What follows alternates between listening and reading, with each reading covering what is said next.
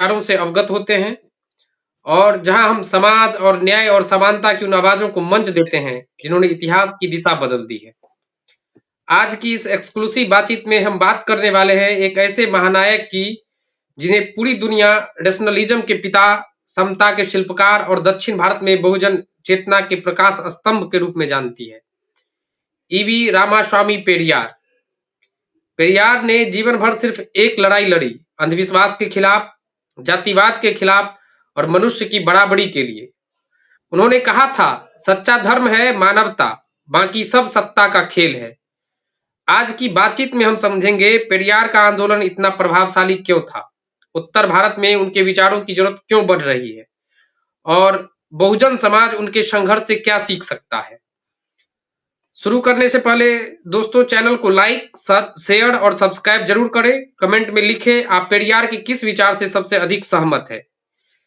चलिए शुरू करते हैं आज की यह प्रेरक और क्रांतिकारी चर्चा। और इस चर्चा के लिए हमारे साथ एक महान शख्सियत जो कई दिनों से सत्यबोध के माध्यम से आप सभी के बीच जागरूकता समाज को एक नई दिशा देने के लिए हमारे इस सत्यबोध के माध्यम से जुड़ते आ रहे हैं, इंजीनियर सुखित नयन बौद्ध जी, जो कि all India backward class federation के संगठन महासचिव हैं बिहार से।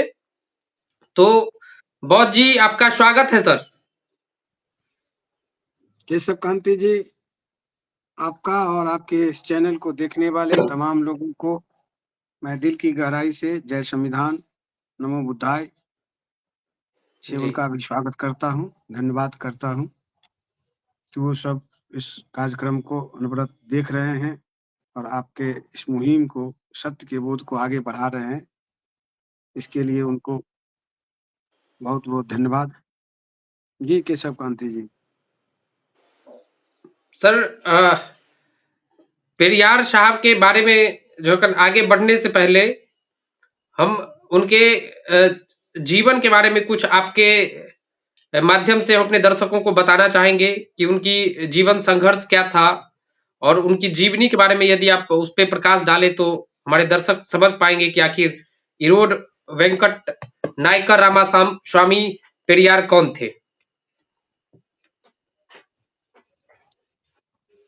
इरोड जिस जगह उनका जन्म हुआ था तमिलनाडु में, जी, उस जगह का नाम है जी।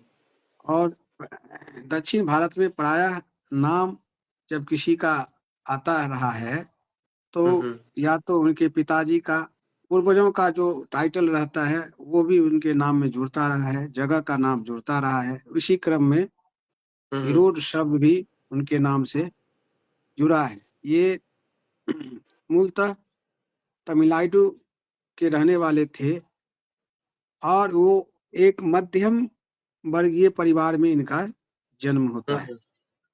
पिछड़े वर्ग से आते थे और उसको खासकर यहाँ अगर हम देखें तो बिहार में उसको ग्वाला जाति से, पशुपालक जाति से जोड़कर देख सकते हैं। और उनकी आर्थिक स्थिति उनके परिवार की अच्छी कही जा सकती है, मध्यम में।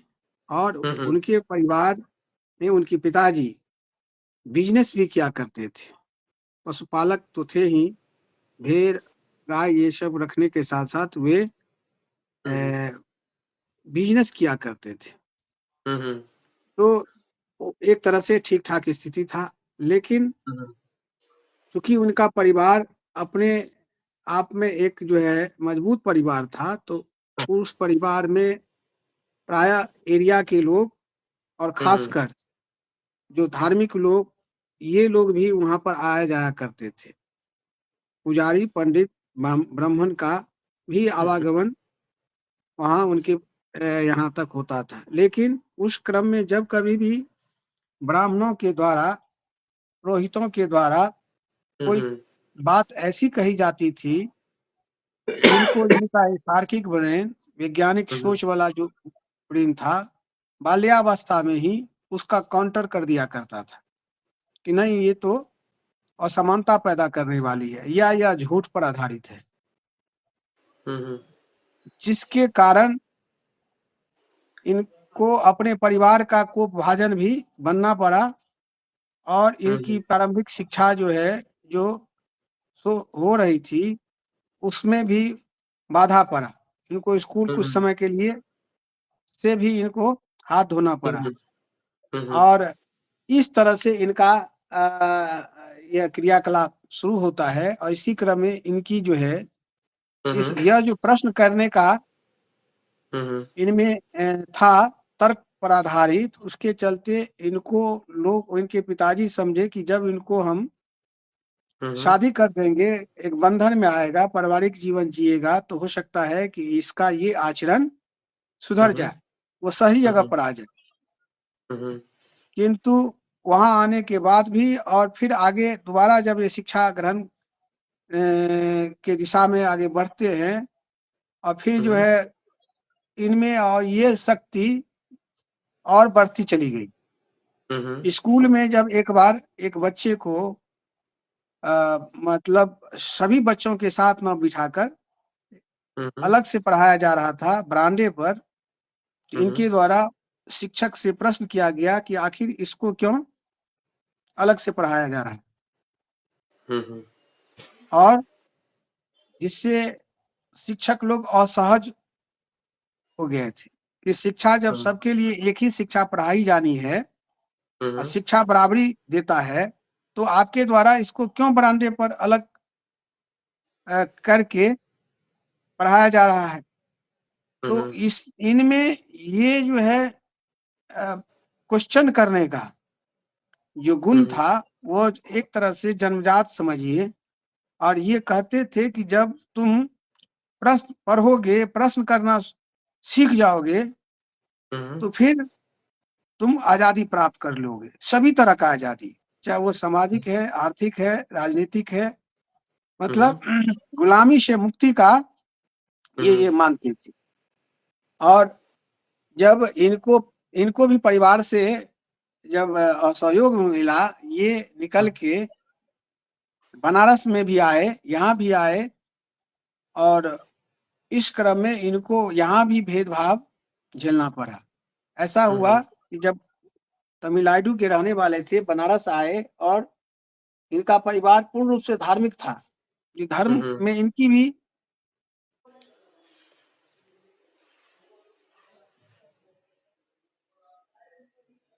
की हिंदू ऐसे डॉक्टर बनने के लिए नीट में बैठते हैं, इंजीनियरिंग के लिए हम क्या कहते हैं, ये क्रैक करते हैं। तो उस तरह से आप हिंदू अगर हैं यदि, तो क्यों हैं, क्योंकि आप हिंदू परिवार में जन्म ले लिए, न कि उसका कोई आप अध्ययन करते हैं, उसके सत्ता को जानते हैं और उस पर कुछ काम करते हैं।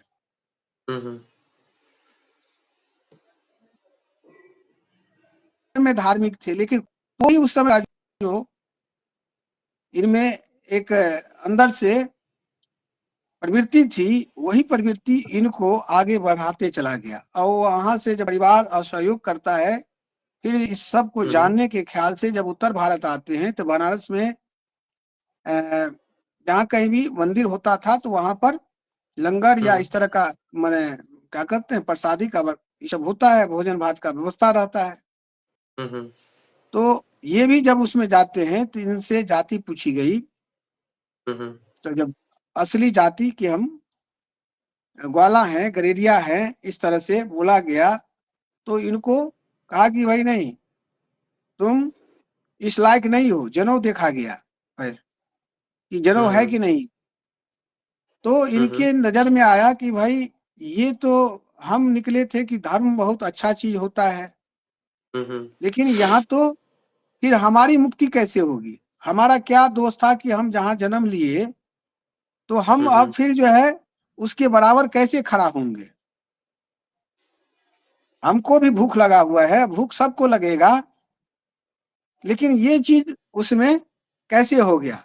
तो मैं ये कहना चाहूंगा कि बुद्ध को जो कहे थे कि दुनिया में दुख है, बिना कारण का कोई चीज होता नहीं है, किसी भी घटनाक्रम के पीछे कोई ना कोई कारण रहता है। तो वो कहे थे कि हम जिस उससे कल्याण का बात जो कहे थे शिक्षा, और शिक्षा में वो सभी समस्या से निजात दिलाने का जो मूल मंत्र दिया था, उसमें वो कहे थे कि हम जिस शिक्षा की बात करते हैं, मतलब जिस धर्म की बात करते हैं, वो सनातन है। और सनातन का अर्थ वो दिए कि जो सार्वजनिक है, सार्वजनीन है, माने जो सभी लोगों के लिए लागू होता है, जो भेदभाव किसी तरह से नहीं करता है, जो सार्वभौमिक है और जो सार्वकालिक है, जो वर्तमान में भी हितैषी है मानवता के लिए, आगे भी हितैषी रहेगा, चाहे वो समय कोई भी होगा, सब समय में एक रूप से हितैषी रहेगा। सार्वभौमिक मतलब वह भारत के लिए भी है, पाकिस्तान के लिए है, इंग्लैंड के लिए भी है, अमेरिका के लिए भी है, दिन में भी है, रात में भी है, सभी काल में, सभी जगहों पर जो चीज एक रूप में आपके लिए लाभकारी है, वही सार्वभौमिक है सभी जगहों के लिए। और सार्वजनीन जो है वह सब जनों के लिए। मनुष्य को अगर बांट दिया गया है हिंदू, मुसलमान या विभिन्न जातियों में, इसका मतलब नहीं है कि वो सबका कल्याण नहीं करेगा। तो जो सबका कल्याण करने का सभी परिस्थिति में, सभी काल में, सभी जगहों के लिए लागू हो, वही सार्वभौम माने सनातन है। तो इसी बात को ये हमारे पेरियार साहब इसके प्रबल समर्थक थे कि धर्म का अर्थ होता है कि जो धारण किया जाए। धारण किसको किया जाता है?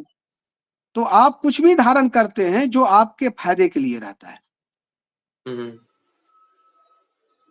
और जो आपको घाटा देगा, जो आपका मतलब विनाश कर दे, आपको आर्थिक आजादी की जगह में नारकीय जीवन दे दे, दुखी दुख दे दे, तो उसको क्यों आप धारण कीजिएगा? उससे तो निजात पाना चाहिएगा, उसे आजादी चाहिएगा।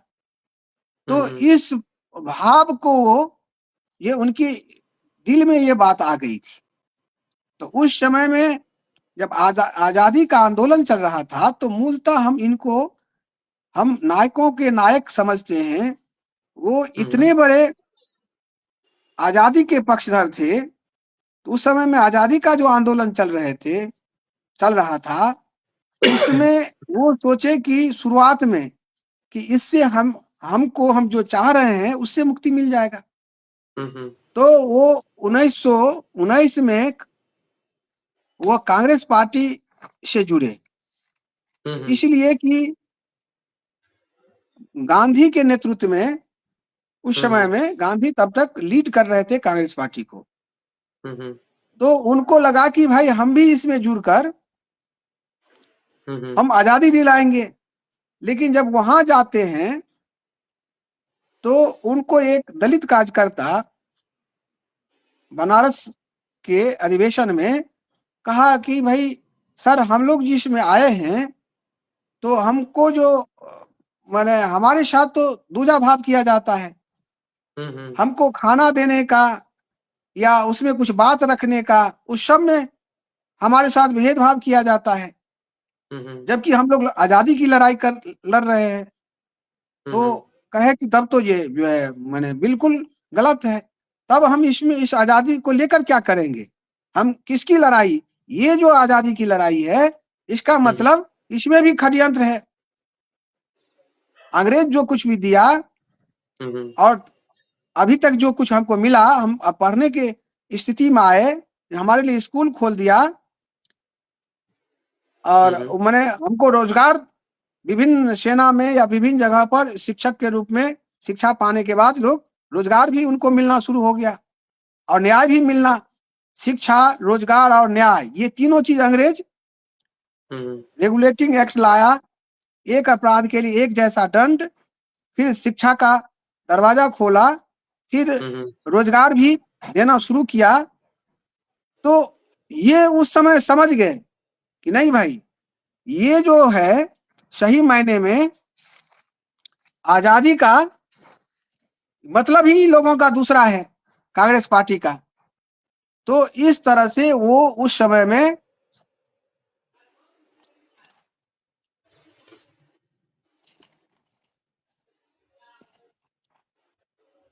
1919 में जुड़े थे कांग्रेस पार्टी से। 20 में बनारस के अधिवेशन में ये सब जब घटना हुआ इनके साथ, तो उनका माथा ठनक गया कि इसमें कोई ना कोई षड्यंत्र है, जो यहाँ हम लोगों को, यहाँ के मूल निवासी के साथ, पिछड़ा दलित महिलाओं के साथ फिर से एक छल किया जा रहा है। और इस तरह से असहयोग आंदोलन जब हुआ गांधी जी के द्वारा, तो हम लोगों का भी सहयोग लिया जा रहा था कि भाई आप सब भी असहयोग कीजिए। लेकिन हम लोगों को, हमारे साथ क्या कि मंदिर में प्रवेश नहीं था। हम लोगों का बायकोम सत्याग्रह हुआ, वहां पर मंदिर के बगल से जो रास्ता था, उस रास्ते से दलितों को गुजरना मना ही था, जिसका नेतृत्व ये किए। तब उनको जो है उस बायकोम का इनको नायक कहा गया कि भाई ये इनके नेतृत्व में हम लोगों को उस समय में आंशिक अधिकार दिया गया कि ठीक है, आप में इसमें रिबेट देते हैं। तो फिर इनका नारा हुआ कि किसी भी आपके मांग को आंशिक रूप से अगर माना जा रहा है, इसका मतलब अगर आदमी स्वीकार कर रहा है कि आप पर ज्यादती हो रही है, आपका हक अधिकार छीना गया है, और वो आंशिक रूप से अगर वो दिया गया, जैसे मंडल कमीशन हम लोगों को 27% दिया गया, उसमें भी क्रीमी लेयर लगा दिया गया। और जिसकी लड़ाई हम लोग लड़ रहे हैं अभी के वर्तमान के सामाजिक न्याय के चाहने वाले पार्टी, चाहे सोशल एक्टिविस्ट या जो कोई भी शिक्षित लोग हैं, जिस बात को समझते हैं, उस बात को उस समय में पेरियार साहब उठा दिए थे कि अगर आंशिक आजादी आप हमको देते हो, हमारी मांग मानते हो, तो ये उससे भी बड़ा जुल्म है। और इस तरह से उन्होंने ठान लिया कि नहीं भाई, हमको ये चीज, इसकी लड़ाई लड़ना है। और तब फिर जो है 1920 में आते आते वो जो है 24 में वो उनका माने विरोध कर देते हैं और कांग्रेस पार्टी से अपना सभी तरह के सदस्यता से त्याग दे देते हैं। और त्याग देकर उन्होंने कहा कि इस देश में जो 2000 वर्ष से लगभग जो षड्यंत्र चलता आ रहा है, जिसको मैं ये कहता हूं कि रुकता नहीं तमाशा, रहता है खेल जारी, इस पर ये कमाल ये है कि दिखता नहीं मदारी। तो ये अपना लक्ष्य नहीं बदलता है, उद्देश्य नहीं बदलता है, वो केवल उसका तौर तरीका बदल देता है समयानुसार, या उसके गति में वह कमी या तेजी करता है, लेकिन वह अपना लक्ष्य नहीं बदलता है। तो इन्होंने समझा कि हम लोगों को, बहुजन को, हम लोगों को जो आजादी की लड़ाई के पीछे लगाया जा रहा है, असली लड़ाई तो हमको सामाजिक आजादी पाना है। जो जाति में बटे हुए हैं, हमको शिक्षा पाने पर रोक लगा हुआ है, हम लोगों को रोजगार पाने में, संपत्ति अर्जित करने में रोक लगा हुआ है, संपत्ति रखने में हमको सम्मान नहीं मिलता है, हमको न्याय नहीं मिलता है ना। और भी विभिन्न तरह की कुरीति सब, वो तो अलग ही बात था, स्तन कर लिया जाता था और भी। तो ये बात बिल्कुल तरह से समझ गए, और ये इतना समझ गए कि हमारा जो आंदोलन है उसका उद्देश्य क्या है वो समझे, कि हमको पहले जो 5 बल जो महात्मा फूले कह रहे थे कि शिक्षा बल, माने विद्या बल, धन बल, जन बल, सांस्कृतिक बल और मनोबल, तो उन्होंने आत्मसम्मान का आंदोलन शुरू कर दिया कि जब तक हम, जो सम्मान मेरा लुट गया है, वो सम्मान जब तक नहीं प्राप्त करेंगे, तब तक हम सही मायने में हम बराबरी कभी नहीं कर सकेंगे। तो इसके लिए उन्होंने फिर उसी तरह से शिक्षा पर बहुत जोर दिया।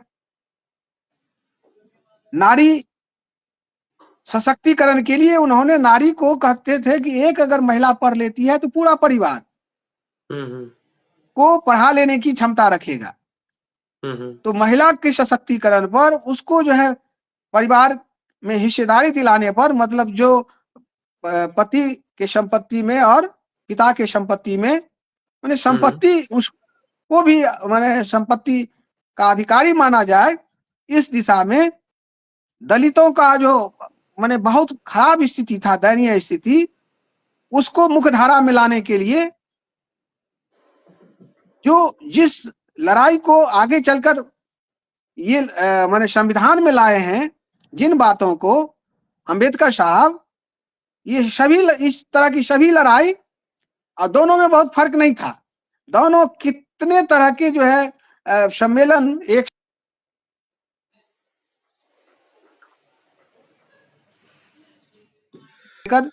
तो उसमें उत्तर भारत से लेकर दोनों भाग लिए हैं। और इनका 17/9 माने इनका जन्म होता है 79 को, और बाबा साहब का 91 को, 14 अप्रैल को होता है 1891 को।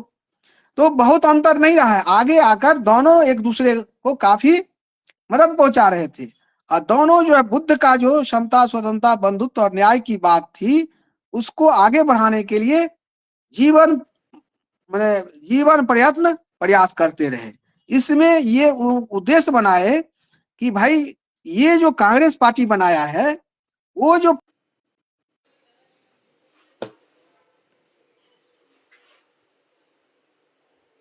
जिना समाज कम हुआ, सत्ता से बाहर गया, और उसका पकड़ जो समाज पर कमजोर हुआ, उसको एक तरह से अपने हाथ में वो शक्ति लाने के लिए वो 1885 में कांग्रेस पार्टी का स्थापना हुआ, जिस और आगे चलकर वो फिर गांधी जी के जो हाथ में आया था नेतृत्व, तो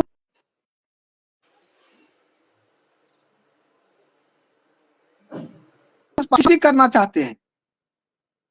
कांग्रेस से जब वो त्याग देते हैं, तो कांग्रेस पार्टी से जब त्याग दे देते हैं, तो उनका प्रथम लक्ष्य था कि समाज में जो ये जितनी भी तरह का भेदभाव है बहुजनों के साथ हो रहा है, वो सामाजिक, आर्थिक, राजनीतिक सभी न्याय हम प्राप्त करेंगे, लेकिन साथ साथ हम कांग्रेस पार्टी की समाप्ति भी करना चाहते हैं, और गांधी के प्रभाव को समाप्त करना चाहते थे। वो चाहते थे कि इसके आड़ में ब्राह्मण अपना मुद्दा को दोबारा जो है इस सत्ता में लागू करना चाह रहा है। ब्राह्मण नहीं थे गांधी जी, लेकिन उनके हाथ का हथकंडा बन गए थे। जैसे महाभारत में शिखंडी का नाम सुने होंगे, तो उसी के रोल में ये समझते थे कि गांधी जी शिखंडी हैं, और गांधी के प्रभाव को भी ये समाप्त करना चाहते थे। और इनका ये नारा था कि ब्राह्मणी धर्म व्यवस्था को समाप्त कर दिया जाए।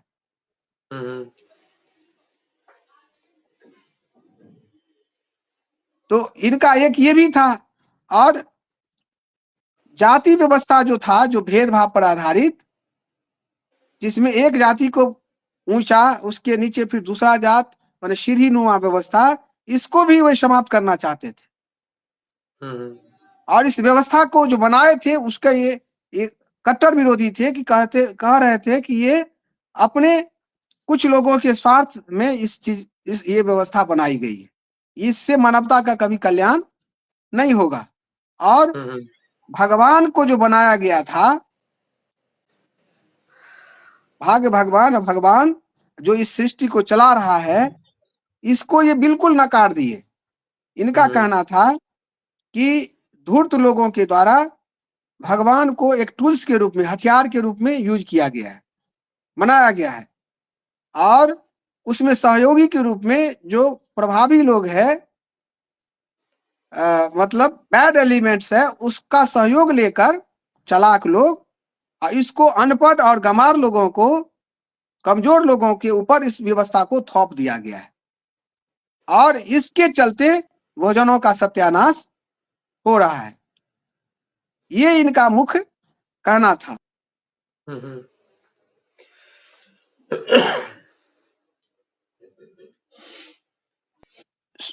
ये आत्मसम्मान, तो इनका उद्देश्य था कि जो इस कामों को लीड कर रहा है, जिनके षड्यंत्र के चलते हम लोग इस जाल मकर जाल में फंसे हुए हैं, तो वो इस मूवमेंट को चलाने के क्रम में जहां कहीं भी पुरोहित, पंडित, पुजारी मिलते थे तो उनको पकड़कर ये खुद और इनका जो टीम रहता था उनकी पिटाई कर देते थे। और ये जनेऊ काट, आत्मसम्मान आंदोलन में सर इनका 5 जो मुख्य उद्देश्य था उसमें था, एक पहला कि कोई ईश्वर नहीं, कोई हाँ, धर्म नहीं, कोई गांधी नहीं, कोई कांग्रेस नहीं और कोई ब्राह्मण नहीं। हाँ और हाँ यही हाँ 5 हाँ, उनका मूल उद्देश्य था। जी जी, जी। हाँ, इसी की चर्चा हम किए हैं कि गांधी के प्रभाव को समाप्त करना चाहते थे, कांग्रेस पार्टी को समाप्त करना चाहते थे, और उसके काउंटर में उस समय में सामाजिक न्याय को स्थापित करने के लिए वो कहते थे कि शिक्षा पाओ, और शिक्षा पाकर तुम क्या करो, सत्ता के दरवाजा पर जाके खड़ा हो जाओ। जब तक तुम सत्ता में दखल नहीं तुम्हारी होगी, तब तक तुम्हारा समस्या खत्म नहीं होगा। तो ये एक तरह से समाज सुधारक के रूप में नहीं, एक महात्मा के रूप में नहीं, ये पूर्ण रूप से हमारे नजरों में एक राजनेता थे, जो सत्ता में जाकर ही हमारा कल्याण पहले भी हुआ है और जब कभी भी हुआ है और आगे भी होगा, तो वो राजनीति ही कराएगा। इसके ये बहुत बड़े पैरोकार थे। तो वो इनकी यही बात थी जिसके आधार पर ये अपनी बात को, तो आगे चलकर ये इस तरह से ये करते थे पुरोहितों के साथ, ब्राह्मणों के साथ, या जो लोग इसको लीड करते थे, भगवान वाली व्यवस्था को मनवाते थे, इसके विरोध में ये सब काम इनके द्वारा आंदोलन चलाया गया। 1944 में जस्टिस पार्टी जो थी उसमें आत्मसम्मान का जो आंदोलन इनका था उसका विलय कर लेते हैं, और फिर एक विलय के बाद एक पार्टी का निर्माण करते हैं जिसका नाम था द्रविड़ मुन्नेर कड़गम, जो डीएमके पार्टी है आज तमिलनाडु में, जिस पार्टी का मुखिया सर्वे सर्वा आज स्टालिन है। वो उस पार्टी का स्थापना रामास्वामी नायकर साहब के द्वारा ही किया गया था। और इस तरह से इनका मुख्य उद्देश्य ये था कि हम सबको मिलके क्या करना है कि सत्ता अपने हाथ में लेना है। जागो, पढ़ो और सत्ता में का दरवाजा पर बैठो। इनका कहना था कि भाई उस दौर में वो पंचायत में जो प्रतिनिधित्व दिलाने का काम किए, मंदिरों में प्रवेश दिलाने का काम किए, फिर जो है ये तो आजादी के बाद भी मरते हैं, 74 में लगभग मरते हैं, 1974 में। इस बीच में अपने यहाँ सरकारी नौकरी में आरक्षण दिलाने के काम में ये बहुत आगे बढ़ चढ़ कर भाग लिए। उच्च पदों पर जो सवर्णों का एकाधिकार था, इसको कम करने के लिए ये अपने पार्टी के थ्रू इस तरह का कार्यक्रम तैयार करते थे कि जब तुम सत्ता में पहुंचोगे, रहोगे और लगातार रहोगे, तब तुम इस संविधान को और इस जो सत्ता मैंने व्यवस्था परिवर्तन का जो कार्यक्रम है संविधान के तहत शोषित वंचितों के उत्थान के लिए जो बनाया गया है, जब वहां तुम पहुंचोगे ही नहीं तो फिर इस संविधान पर काम कौन करेगा। तो ये सत्ता में हिस्से,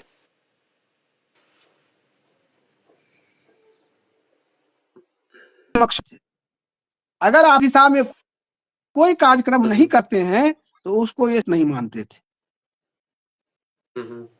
इस तरह से मैं कह सकता हूं कि ये बिल्कुल एक सधे हुए और उच्च कोटि के राजनीतिज्ञ थे, क्योंकि बाबा साहब भी कहे थे। जी सर, आप आज के भारत में पेरियार के विचार कितना प्रासंगिक लगते हैं सर?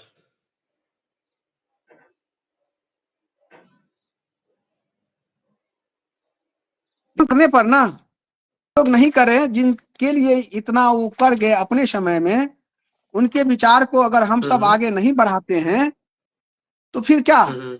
ये कहते थे कि आपको अनवरत संघर्ष कर, जब तक सांस है तब तक आपको संघर्ष के लिए तैयार रहना है।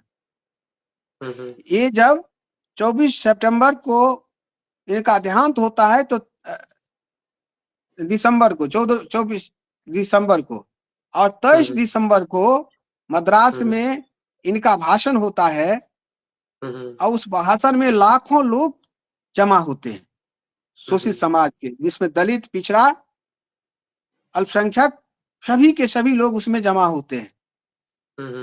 और उसमें उनका भाषण है और नारों के साथ इनकी जयकारा हो रहा था।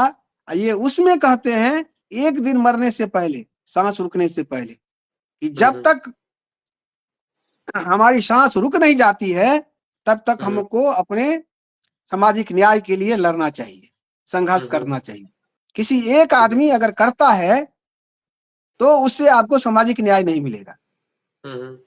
ये प्रत्येक आदमी को, जैसे प्रत्येक आदमी जीवन जीने के लिए भोजन करता है, तो उसी तरह से इनका भी यही मानना था कि शिक्षित होने का मतलब कि उसको अपने अधिकार के लिए लड़ना होगा।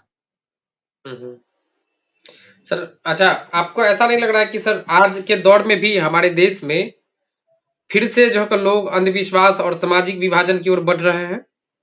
देखिए, अब है कि अब अगर आप स्नान, एक आदमी कीचड़ में गिर जाता है तो वो कहा कि भाई इससे हम कैसे छुटकारा पाएंगे, कैसे फिर से हम साफ सुथरा हो जाएंगे। तो अगला आदमी बता दिया कि जाओ बगल में पोखरा है उसमें स्नान कर लो। तो स्नान कर लिया, फिर जो है दूसरा आदमी उस पर कीचड़ फेंक देता है दूसरे दिन, तो फिर उसको पूछना पड़ा कि फिर स्नान कर लो। तो जब तक आपको कीचड़ कोई देता रहेगा तब तक स्नान करना पड़ेगा। उसका उपाय क्या है?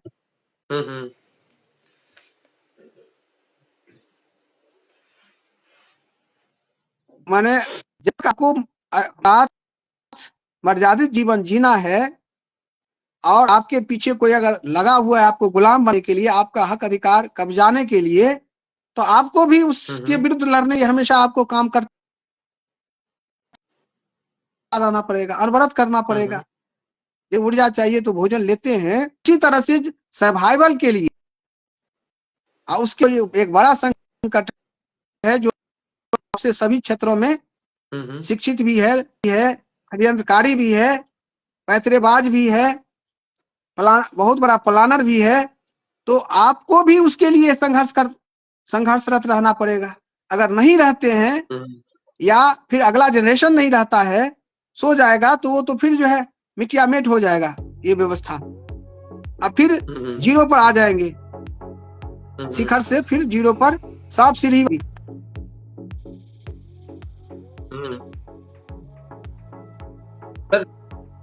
पेरियार ने जातिवाद को सबसे बड़ा भ्रम कहा, इसका अर्थ आप कैसे समझते हैं सर?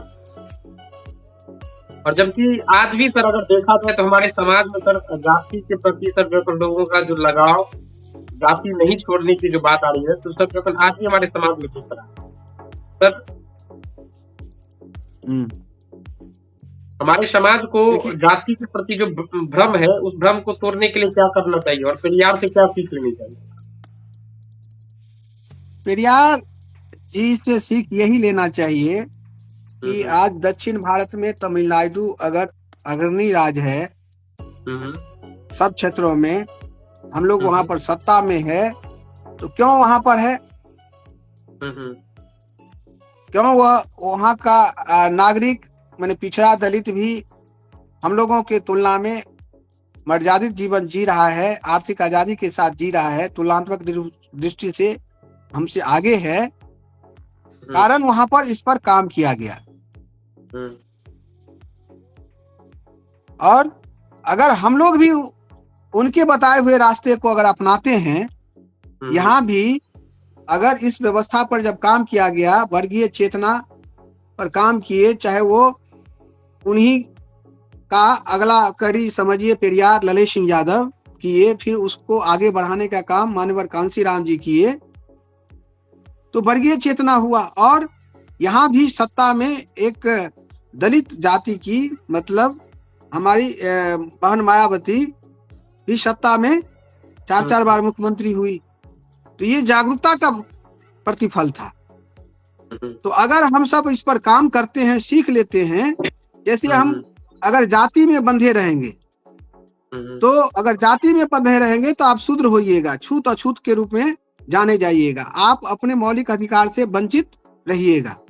लेकिन अगर जाति छोड़ देते हैं, अगर जाति पकड़े रहिएगा तो पूर्ववत आप जीरो आपको अधिकार रहेगा। लेकिन आप वर्ग में आ जाते हैं, आज अगर SC ST OBC संविधान हमको यही जाति दिया, पिछड़ा जाति, अनुसूचित जाति, अनुसूचित जनजाति, तो अब वर्गीय जाति पर जब हम आ गए तो हमको आज 49.5% जो आरक्षण मिला, 15% SC को, 7.5% आदिवासी को और पिछड़ा को 27%, ये क्यों मिला? तो आधा, करीब आधा तो हमको आरक्षण मिल गया, सत्ता में हिस्सेदारी प्राप्त करने का, शिक्षा में नौकरी प्राप्त करने का। तो जब आप जाति को छोड़ोगे तब आप सबलता को प्राप्त करते जाओगे, अपने मौलिक अधिकार को प्राप्त करोगे। और जिस दिन आप मूल निवासी हो गए, मतलब कोई जाति नहीं रह जाएगा, आप 90%, जिसकी बात जगदेव बाबू किया करते थे कि 100 में 90 शोषित है, आप केवल शोषित, आपका शोषण जिन तमाम जातियों का किया गया वो सब जाति छोड़कर केवल शोषित जाति बन जाओगे, तो फिर आप सत्ता के चप्पे चप्पे पर आपका प्रतिनिधित्व कायम हो जाएगा, तो 100% की तरफ आप पहुंच जाओगे। तो इसके लिए आपको जाति को तो छोड़ना ही पड़ेगा। ये केवल हमारे पेरियार साहब ही नहीं कह रहे थे, इससे पहले रैदास जी भी कहे हैं, जात जात में जात है जस केलन के पास, रैदास न मानुष जुड़ सके। मनुष्य तब तक नहीं जुड़ सकता जब तक जात न जात, जात पात के फेर में उलझ रहे सब लोग, मानुषता को खात है यही जातगत रोग। मनुष्य को कभी मनुष्य नहीं बनने देता, इंसान नहीं बनने देता है। वह जादव, कोयरी, कुर्मी, चमार, दुसाद, अलकोर, खटिक, वाल्मीकि, इसके रूप में वो खड़ा कर देता है, जो एक दूसरे से लड़ने का काम करता है। तो आपको, जब तक आप जाति को नहीं छोड़ोगे, धर्म को नहीं छोड़ोगे, तो आप क्या कहते हैं, मानव बन ही नहीं सकते हो। अब कोई भी फॉर्मूला, कोई भी कल्याण का रास्ता धर्म सिखाता है।